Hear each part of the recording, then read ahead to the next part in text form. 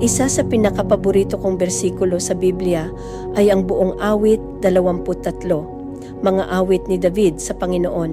Ang panalangin natin ngayon ay hango sa mga awit 23 talata 1. Kung si Yahweh ang aking pastol, hindi ako magkukulang.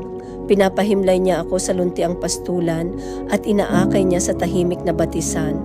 Panginoon, sa katahimikan ng sandaling ito, lumalapit kami sa iyo. Inilalapit namin ang aming puso, pagod, nabibigatan o naguguluhan. Tulungan mo po kaming maramdaman ang iyong presensya.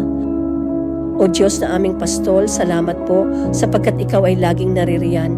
Kapag kami naliligaw, ikaw ang umaakay. Kapag kami nanghihina, ikaw ang nagpapalakas. Sa mundong puno ng pagkabahala at kakulangan, pinapaalala mo sa amin na sa iyo kami sapat. Hindi kami magkukulang, hindi sa pagmamahal, hindi sa pag-asa, at hindi sa biyaya. Panginoon, turuan mo kaming magtiwala sa iyong kabutihan kahit hindi namin nakikita ang sagot. Kapag wala ng laman ang aming mga kamay, punuin mo ito ng iyong kapayapaan. Kapag ang puso namin ay nangangamba, punuin mo ito ng iyong presensya. Nais naming manahan sa iyong pastulan, doon sa lugar ng kapahingahan, katiyakan, at kapayapaan. Maging gabay ka namin sa bawat hakbang, sa iyo kami hahawak, sa iyo kami magpapahinga.